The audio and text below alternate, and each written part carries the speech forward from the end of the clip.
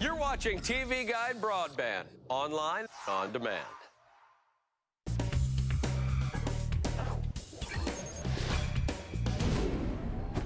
Shannyn Sossamon, ladies and gentlemen, put your hands together. That was kind of creepy. Yeah, it was, actually. I was just looking at that. That's sort of scary, right? Mm-hmm.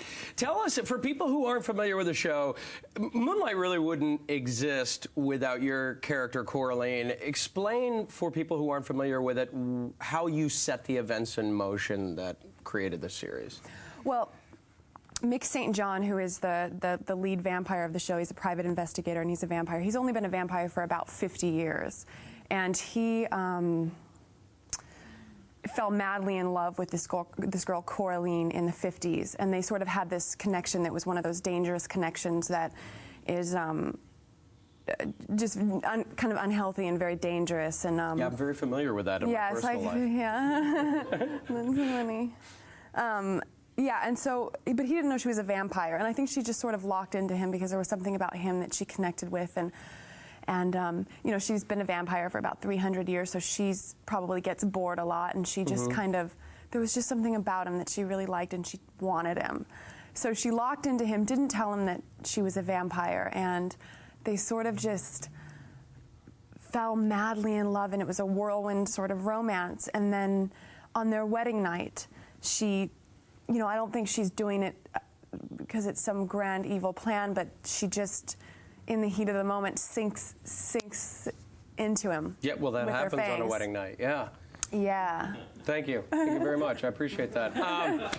Nice to know there are people in the studio. I think what's interesting is that she really felt like she was giving him a gift. It was out of love. Yeah. And it so turns that they could be together forever. Yeah, so that they could, and they could live this eternal love story.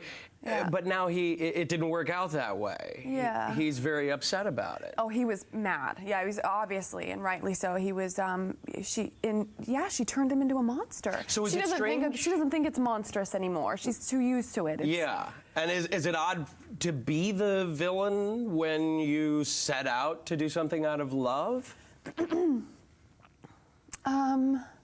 Yeah.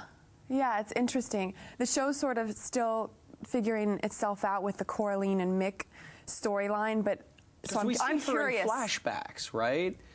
Yeah, you see a lot of, right now it's flashback and showing you what's happened from 50s, 60s, 70s, 80s, just until the present. And I do come back in the present day.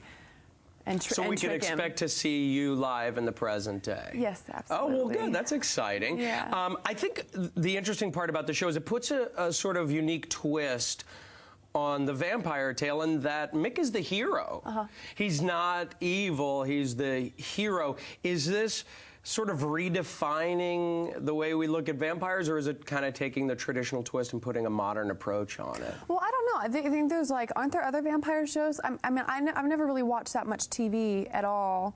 Me neither. That's why the show's ending next week. Yeah. But I mean, I know there are other vampire shows. Like Angel, wasn't that one? And I mean, is it that unique? Or? You're Not asking that I don't the wrong think the guy. show... Perrin, does that fall into the sci-fi category?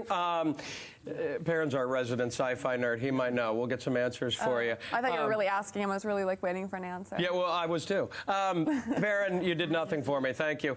The other thing that I wanted to ask you about is you just did this this movie, which I find fascinating, the title, Wrist Cutters, A Love Story. Yeah. Not your typical love story. Yeah. Tell me about your character. What do you think of when you first hear that title? I'm just well, it sounds like you make a lot of dark projects, is what it sounds like. Vampires, wrist cutters. What is it with you and bloodletting? Well, wrist cutters is, yeah, I guess so. Oh, great. The realization. Wrist Cutters is actually Wrist Cutters is a light romance. It's a light romantic comedy. The backdrop is just the afterlife of people who've committed suicide. So it kind of, and the title is a bit strange. But when you watch the film, it's really sweet. It's just I think it's just about making different backdrops and making things, you know, more unique and to tell the same story. And I think it's interesting that both of these projects are dealing with... Am I answering your questions? No, you are. Both of the projects are dealing with love, but through these sort of very dark ways. And I think it's interesting that you know, they're linked by that. It was a pleasure talking to you. We wish you best of luck with the new show. Be sure to catch Moonlight on Fridays at 9/8 Central on CBS. Thank you for being with us. Thanks.